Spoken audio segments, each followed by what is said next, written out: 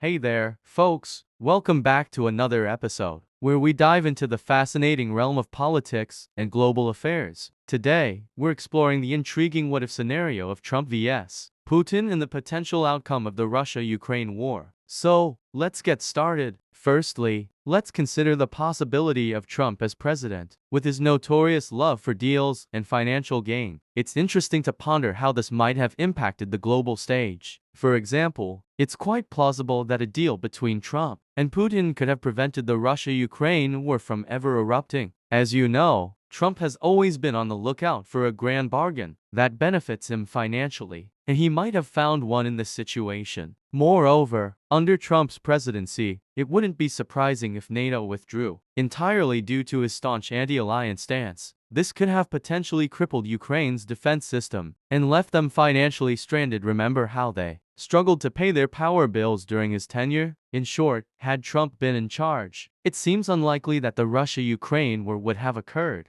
Instead, Volodymyr Zelensky would have found himself at a negotiating table with Putin rather than bravely leading his nation against invasion. That wraps up today's intriguing what-if scenario. Thanks for joining me in this thought experiment. I hope it got you thinking about politics in a new light. We're diving into a fascinating topic: what would the world be like if Trump were president? And how is Biden's presidency affecting the Russia-Ukraine war? So, let's say Trump were in the White House right now. Do you think the Russia-Ukraine war would happen? I believe it wouldn't. Why? Because Trump is a skilled businessman who only acts if it benefits America. If it doesn't align with our interests, or if there are better alternatives, he won't do it. He also hates being at war with multiple countries. On the other hand, Biden seems to be stuck in the past and can't move forward. He still thinks about what he did during his term, rather than focusing on what needs to be done now. And guess what? Putin called him a complete disgrace, but I don't think he meant it in a good way. Now, let me share an experience I had when I called China a complete disgrace and got called back 10 minutes later. The person on the other line said,